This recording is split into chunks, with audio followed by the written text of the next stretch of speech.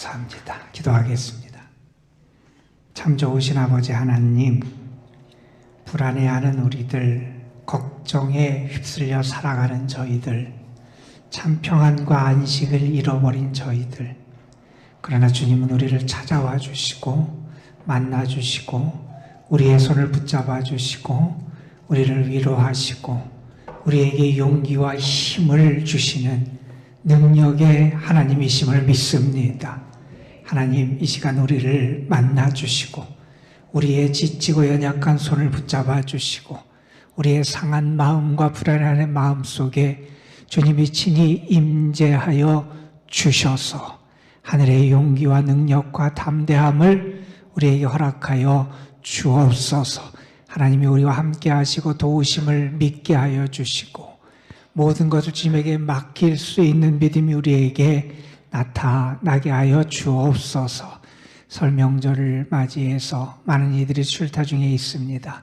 하나님, 어디에 있든지 하나님의 자녀들 주께서 눈동자같이 보호하시고 인도하시고 지켜주시기를 소망합니다. 시험에 빠지지 않게 하여 주시고 하나님을 기억하게 하시고 주의 은혜를 알고 감사하는 이들이 되게 하여 주옵소서.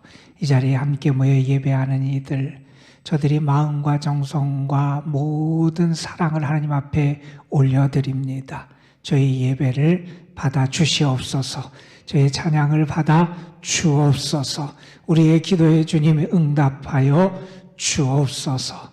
이곳에서 예배를 드리는 이들, 또한 영상을 통해 함께 예배를 드리는 이들, 마음은 원이지만 육신의 연약함과 또한 질병과 아픔 때문에 여러 가지 얽매임 때문에 함께 예배드리지 못하는 이들, 하나님 일일이 기억하시고 저들이 주님 안에서 누릴 수 있는 참된 은혜와 안식과 평안을 누리게 하옵소서. 이 시간 우리가 하나님의 말씀 앞에 나아갑니다. 말씀을 통하여 주님 만나게 하시고 말씀을 통하여 하나님을 발견하게 하시고 말씀을 통하여 하나님의 마음과 뜻을 알게 하여 주시고 말씀을 통하여 우리가 새로워지는 능력의 은총을 누리게 하여 주옵소서. 부족한 것을 주께서 가려주시기를 소망하고 우리 구주 예수 그리스도의 이름으로 기도드리옵나이다. 아멘. 새해 인사는 미리 드렸지만 또 오늘이 또 설날이잖아요. 새해에 하나님의 은혜와 사랑과 축복이 여러분의 삶에 가득하시기를 주님의 이름으로 축원합니다. 우리 옆분과 인사 나눌까요? 새해 복 많이 받으세요. 한번 앞에 분들하고 한번 인사 나누지요. 새해 복 많이 받으십시오. 예, 감사합니다. 1980년대 그리고 90년대 초반에 요트를 타는 것으로 유명했던 그런 분이 계셨다 그래요. 마이클 플랜트라고 하는 그러한 분인데 그분은 요트로 대서양, 태평양을 많이 항해를 했고 그래서 그분의 명성이 많은 이들에게 알려져 있었던 그러한 분이라 그럽니다. 기록에 보니까 그분이 1992년에 그 당시 최신의 요트를 구입을 해서 항해에 나가게 돼요. 많은 기대를 안고 어떤 사람들의 기대를 받으면서 항해를 출발했겠지요. 그렇게 항해를 출발했는데 항해를 출발해서 항해를 잘 하고 있는 줄 알았는데 열흘이 조금 지난 다음에 그분과의 연락이 끊어지게 돼요. 연락 두절의 상태에 도달하게 됩니다. 많은 이들이 걱정을 했어요. 그리고 수색에 나섰고요. 결국 그분의 요트를 포르투갈 인근 해변에서 발견하게 되는데 요트가 전복돼 있었어요. 뒤집혀 있었던 거예요. 그분은 아마 사망한 것 같고 그래서 사람들이 그것을 왜 그러한 사고가 났는지를 조사를 하게 됩니다. 당시의 최신의 장비, 그런 시설을 갖추고 어떤 통신 장비를 갖췄던 그러한 요트였는데 요트가 그렇게 전복이 돼서 그 이유를 사람들이 궁금해했겠지요. 그 결과를 보니까 이러한 조사 결과가 발표가 됐다 그래요. 요트 밑에서 그 요트의 무게 중심을 잡아주는 그런 장치가 하나 있는데 벨로스트라고 하는 장치가 있는데 그게 떨어져 나가 있더라는 거예요. 평소에 잔잔한 물에서는 특별히 어려움을 겪지 않을 거예요. 그런데 풍랑이 몰아치고 파도가 아주 심하게 몰아칠 때 중심을 잘 잡아줘야 되는데 그 중심을 잡아주는 장치가 떨어져 나가니 그저 없으니 배가 뒤집혀지게 되고 요트가 뒤집혀서 결국 큰 사고가 나게 됐다는 거예요. 여러분, 우리가 그냥 살아갈 때는 잘 모를 것 같지만 우리에게 시험이 다가오고 어려움이 찾아왔을 때 내 삶의 중심이 제대로 돼 있느냐, 내 신앙의 중심이 제대로 돼 있느냐, 그렇지 않느냐에 따라서 우리 인생이 뒤집힐 수도 있고요. 큰 위기와 어려움에 처할 수도 있다 하는 사실을 우리에게 주는 교훈인 것 같습니다. 우리가 잘 알고 좋아하는 시편 가운데 솔로몬의 시편으로 알려져 있는 시편이 있어요. 시편 127편의 시편인데 우리가 너무나 잘 아는 유명한 시편이에요. 시편 127편에서 솔로몬은 이러한 고백을 해요. 여호와께서 집을 세우지 아니하시면 세우는 자의 수고가 헛되다 하는 얘기래요. 여호와께서 성을 지키지 아니하시면 파수꾼이 깨어 있는 것도 헛되다 이런 얘기를 해요. 또한 이어서 이런 얘기를 합니다. 우리가 아침에 일찍 일어나고 늦게 누워요.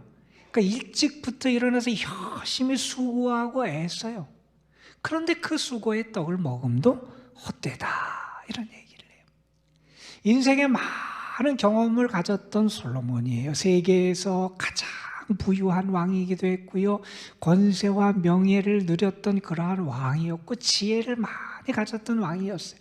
그가 삶의 경험, 인생의 경험, 자기의 모든 것을 경험하면서 고백하는 건 뭐냐 하면 하나님이 함께 하시지 않으면 헛되다는 거예요. 하나님이 함께 하시지 않으면 내가 아무리 집을 지으려고 애써도 그 수고가 헛될 수밖에 없다는 거예요. 성을 지키기 위해 잠을 안 자고 무기를 들고 깨어서 아무리 지켜도 하나님이 함께 하시지 않으면, 하나님이 지키시지 않으면 그 깨어 있으면 헛되다는 거예요. 아무리 부지런하고 열심히 최선을 다하고 애쓰고 노력하고 아침부터 일어나서 잠도 안 자고 자기의 땀을 흘리면서 수고해도 그것이 헛될 수가 있다는 거예요. 하나님이 함께 하셔야 된다는 거지요.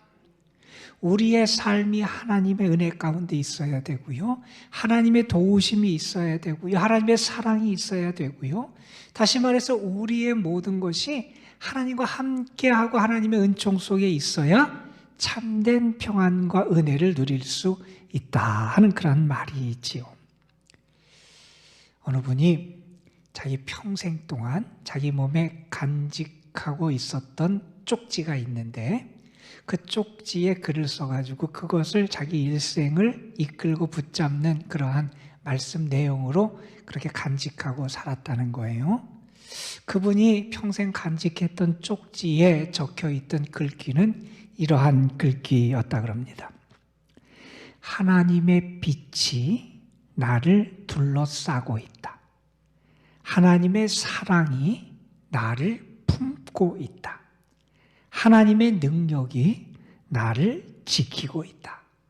하나님이 나를 보고 계신다. 내가 어디 가든 하나님께서 거기 계신다. 이분은 분명히 안 거예요. 하나님을 기억하고 하나님을 염두에 두고 하나님의 은혜 가운데 자기가 살아감을 안 거예요. 하나님의 빛이 나를 둘러서 하나님의 사랑이 나를 품고 하나님의 능력이 나를 지킨다. 나는 정말 하나님의 그 놀라운 은혜 가운데 살아가고 있음을 고백하는 거예요. 하나님을 염두에 두고 생각하지요. 늘 그 하나님을 생각하며 살아가는 거죠. 다시 말해서 그분의 삶은 하나님 안에 있었고 그분의 모든 것은 하나님을 향하고 하나님 중심의 삶을 살아가고 있었다 하는 것을 우리에게 보여주는 그러한 내용이 아닌가 생각해 보게 됩니다. 여러분, 우리가 믿음을 갖게 될 때 우리에게 나타나는 가장 큰 특징은 뭐냐 하면 변화된다는 거예요. 달라지는 거예요. 믿음을 가지면 달라져요. 보는 눈도 달라지고요. 인생의 목표도 달라지고요. 가치도 달라지고요. 살아가는 이유도 달라져요. 그런데 우리가 믿음을 가지면서 우리에게 나타나는 달라지는 것 가운데 하나가 뭐냐 하면 세상 중심으로 살아가던 사람이 하나님 중심으로 살아가게 된다는 거예요.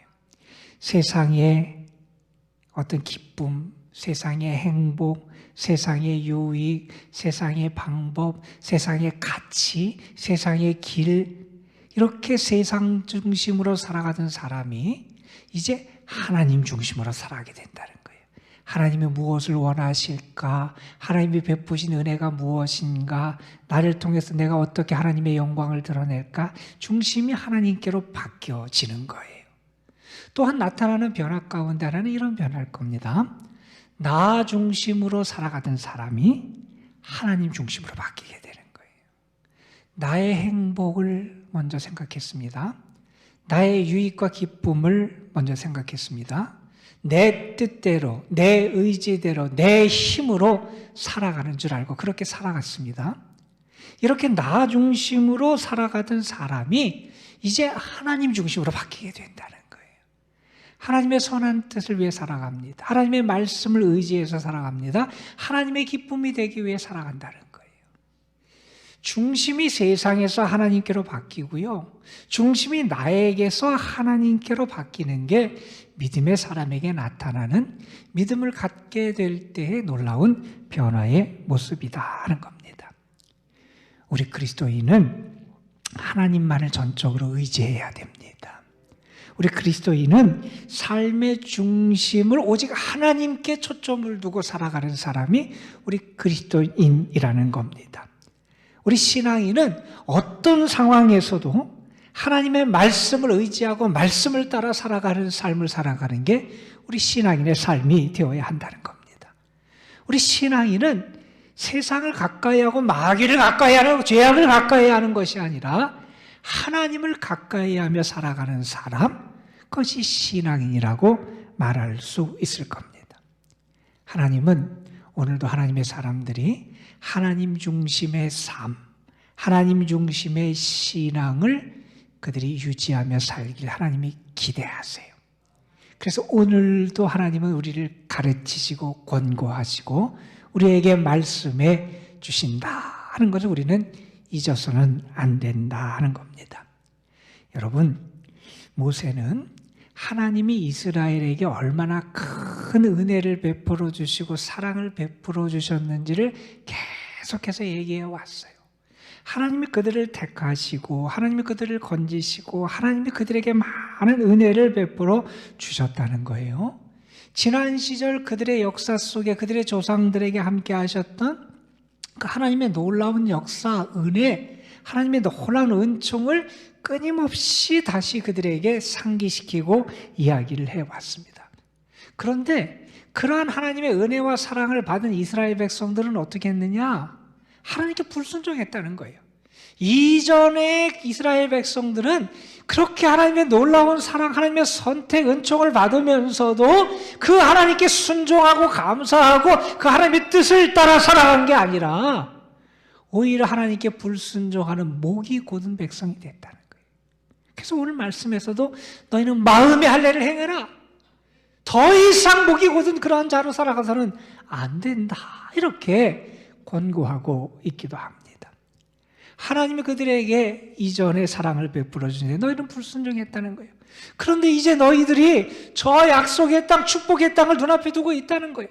이제 그 땅에 들어가서 살 텐데 그 땅에 들어가서 사는 너희의 삶은 하나님께 순종하는 삶이 돼야 되지 않겠냐는 거예요. 그 땅에 사는 너희의 삶은 하나님이 예비하시고 준비하시고 너희를 위해 하나님께서 모든 것을 간직하고 계신 그 하나님의 축복을 너희가 누리며 살아가는 삶이 돼야 되지 않겠냐는 거예요. 그러한 삶이 되기 위해서 오늘 모세는 이스라엘 백성들에게 이렇게 당부합니다. 그 땅에서 너희의 삶, 가나안 땅에서 너희가 이룰 삶은 어떤 삶이 되어야 되느냐?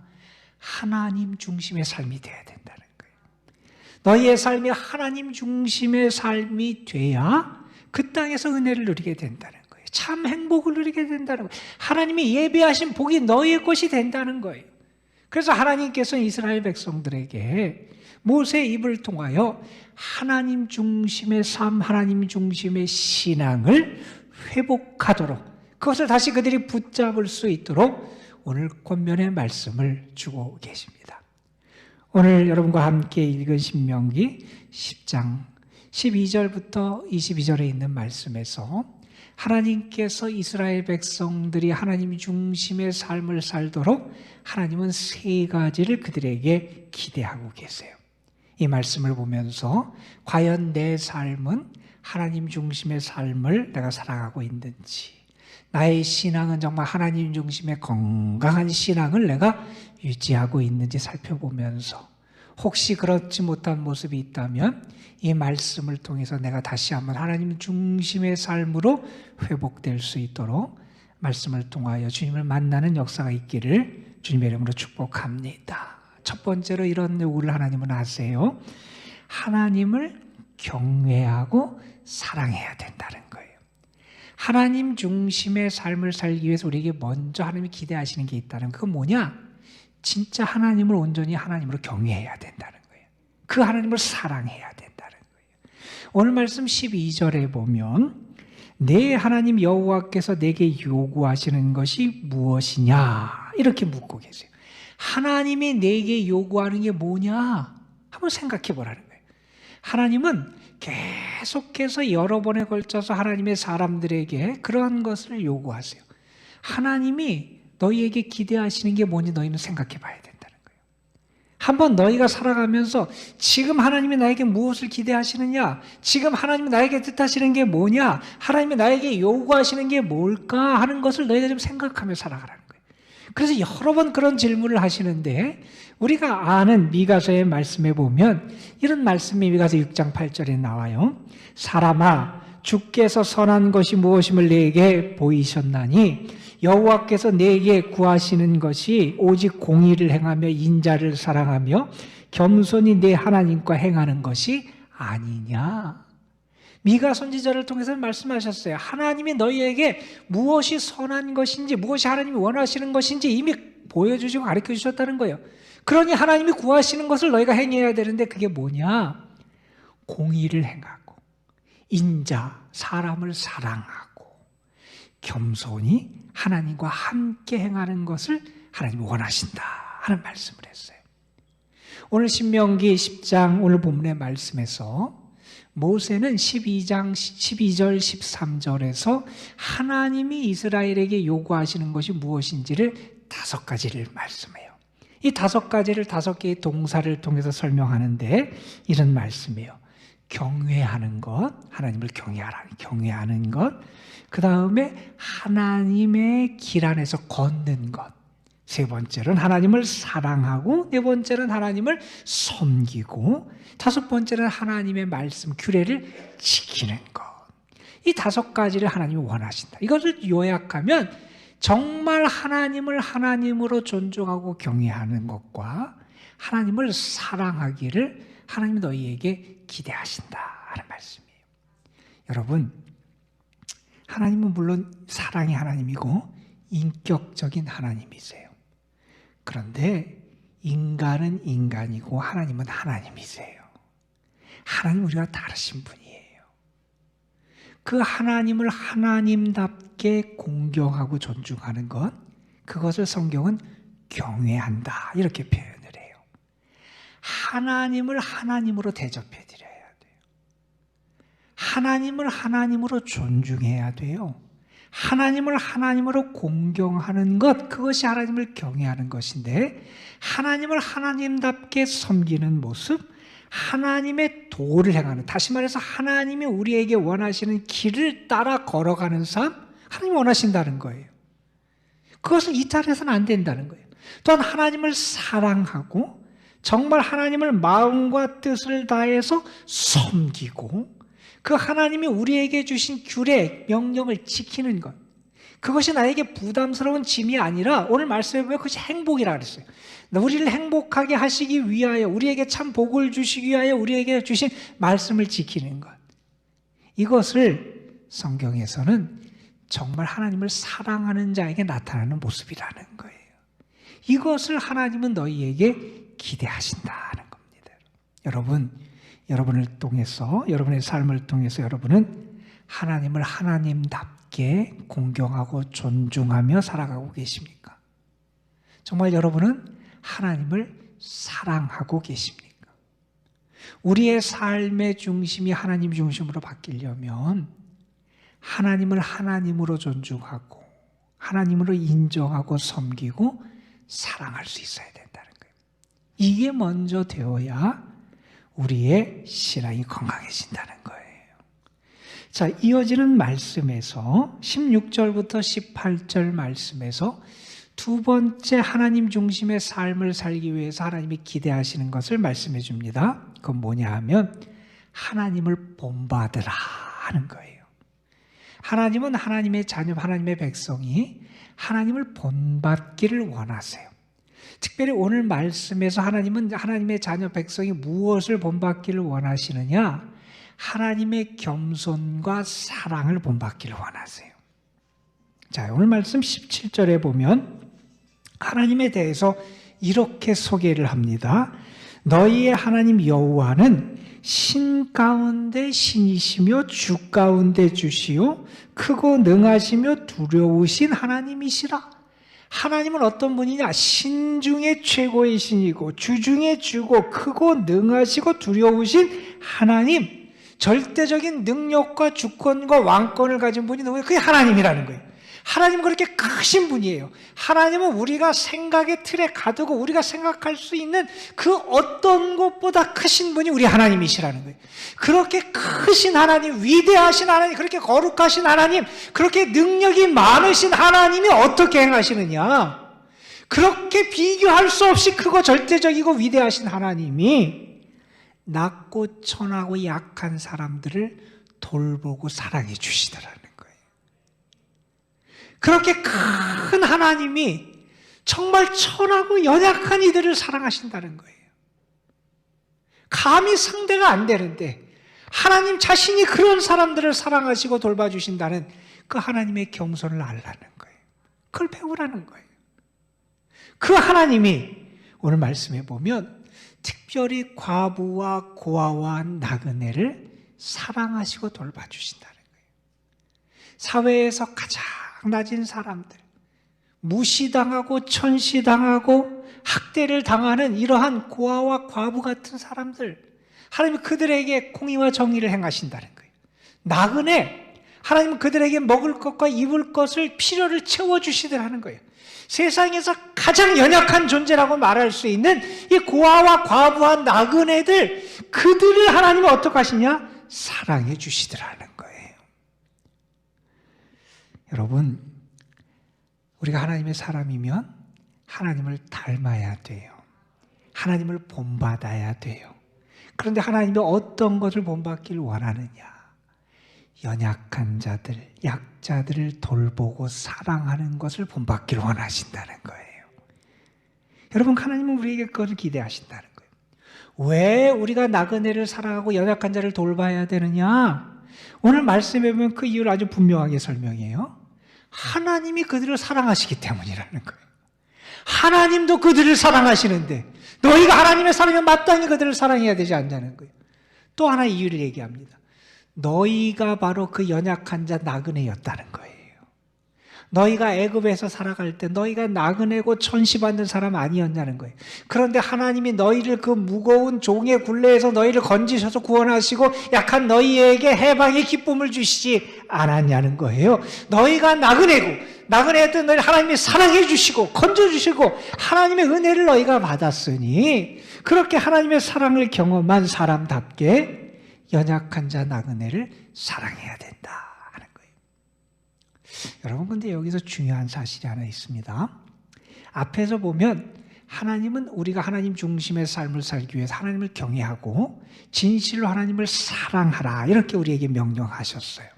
그런데 여기 보면 하나님을 본받으라 그러면서 특별히 연약한 자들 나그네를 사랑하라 이렇게 명령하셨어요. 그런데 앞에 등장하는 하나님을 사랑하라 라고 하는 그 단어와 나그네를 사랑하라 하고 하는 단어를 하나님께서는 다른 단어를 쓰지 않으셨어요.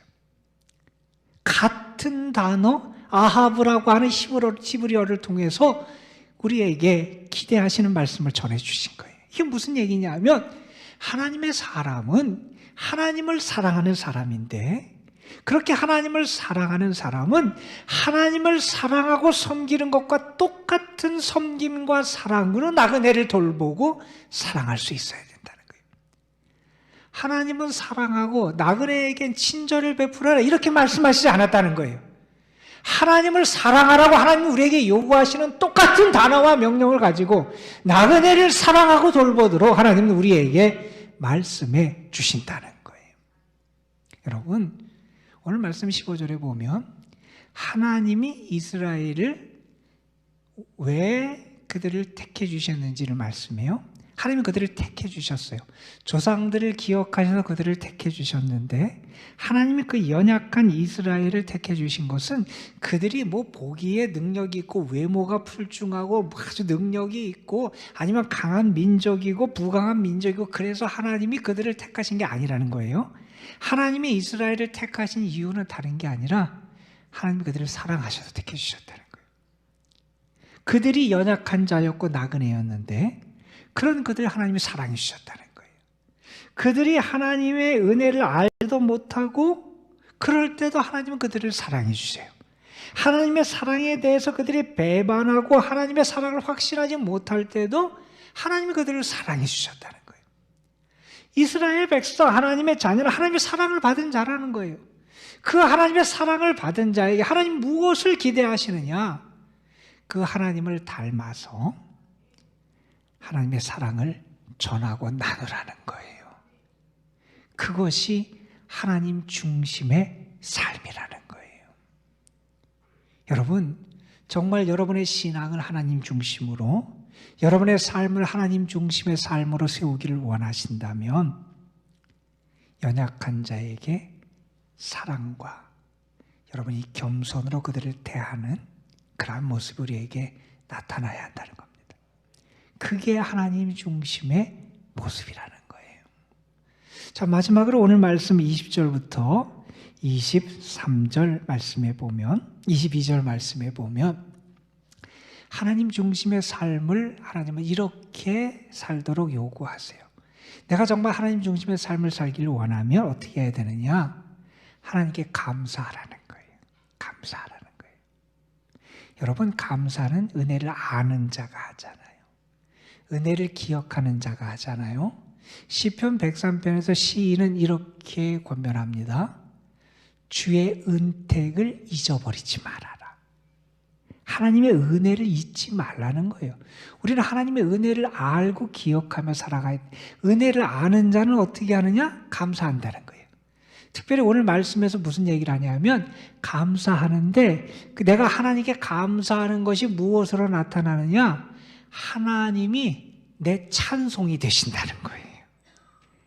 하나님이 내 입에 찬송이 되시는 거예요. 하나님을 찬송하는 거예요. 하나님을 찬양하는 거예요. 그 은혜를 찬양하고 그 은총을 찬양하고 그 사랑을 찬송하고 그 능력을 찬송해요. 그의 선하심을 찬송해요. 내가 정말 하나님 중심으로 나의 삶이 되어 있음을 무엇을 통해 알 수 있느냐?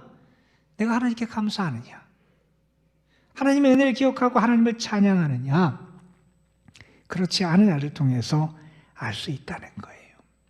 그런데 여러분, 오늘 말씀 마지막 절에 보면 모세는 이스라엘이 하나님을 찬송하고 하나님께 감사할 아주 구체적인 이유 하나를 제시합니다. 그게 뭐냐면 이런 거라는 거예요. 너희가 이전에 애굽에 내려갈 때 몇 사람이었는지 생각해 보라는 거예요. 70명밖에 안 됐다는 거예요. 야곱의 가정이 70명밖에 안 되는 가정이 애굽에 내려갔는데 지금 너희가 어떻게 됐는지 보라는 거예요. 너희는 하늘의 별처럼 무성해졌다는 거예요. 여러분, 이건 무슨 말씀이냐 하면 하나님이 아브라함과 이삭과 야곱, 이스라엘 백성의 조상들에게 약속하신 것이 성취되지 않았느냐는 거예요.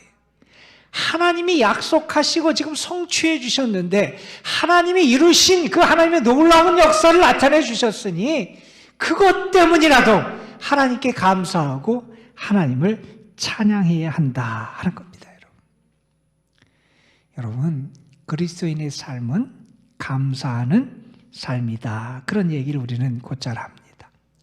감사가 우리 신앙의 바탕이 돼야 된다는 거지요. 여러분, 감사하는 사람에게는 행복이 찾아와요.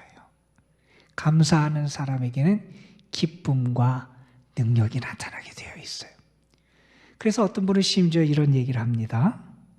감사의 분량이 곧 행복의 분량이 된다. 내가 이만큼 감사하면 이만큼 행복이 나에게 찾아온다. 내가 이만큼 감사하면 더 큰 행복이 나에게 찾아온다. 이렇게 말하기도 했습니다.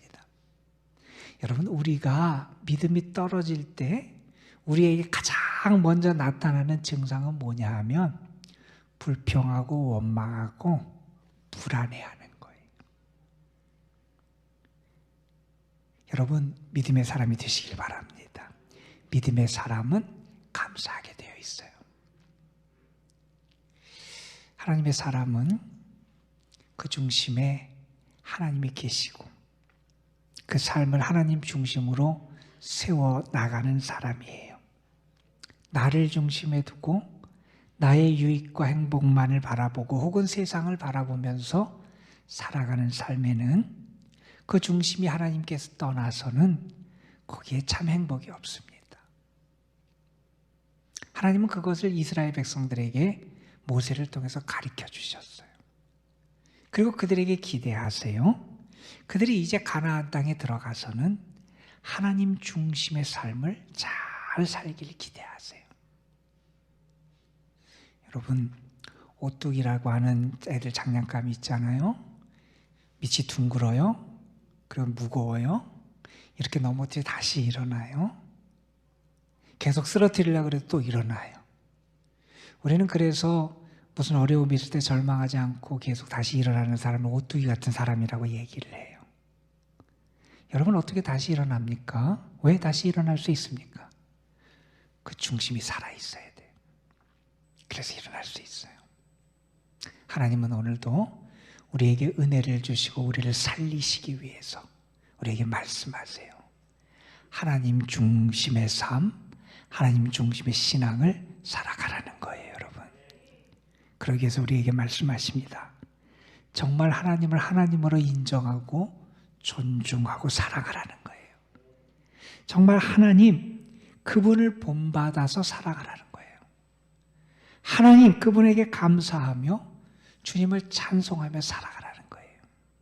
저는 여러분의 삶이 이 하나님 중심의 삶을 살아가는, 그래서 하나님이 예비하신 은혜와 복이 여러분의 축복이 되고 여러분이 누리는 하나님이 주시는 기업이 되는 그런 은혜가 함께하기를 주님의 이름으로 축복합니다. 여러분, 분주한 그런 한 주간 살아갈 거예요. 세상에서 많은 사람도 만나고 이 한 주간 여러분이 바쁘게 살아갈 겁니다. 그러나 여러분, 하나님 중심의 삶, 그걸 잊어버리지 마세요. 그 믿음과 그런 삶으로 승리하는 여러분이 되시기를 주님의 이름으로 축원합니다. 기도하시겠습니다. 아버지 하나님, 우리에게 은혜 주셔서 하나님을 바라보고 의지할 수 있도록 인도해 주심에 감사를 드립니다. 주님, 우리가 세상에 머물거나 나 자신의 틀에 갇혀서 하나님을 잊고 하나님의 은혜를 잊고 우리의 신앙이 병들지 않도록 하나님 인도해 주시고, 어렵고 힘든 때일수록 또한 분주하고 바쁜 일이 가득한 세상일수록 더 중심을 하나님께 두고 하나님 중심의 삶을 살아가는 저희들 되게 하옵소서. 아버지 하나님, 우리를 통하여 주님이 나타나고 주님의 은혜가 나타나고 주의 사랑이 나타나고 주의 능력이 나타나고 주의 구원과 영광이 나타나길 소망합니다. 하나님, 우리가 정말 하나님께 모든 초점과 중심을 둬서 우리를 통하여 하나님의 선하심과 은혜가 드러나고 참 믿음의 능력이 드러나고 하나님이 주신 복이 무엇인지가 온 세상에 증거될 수 있도록 인도하여 주옵소서. 우리 구주 예수 그리스도의 이름으로 기도드리옵나이다. 아멘.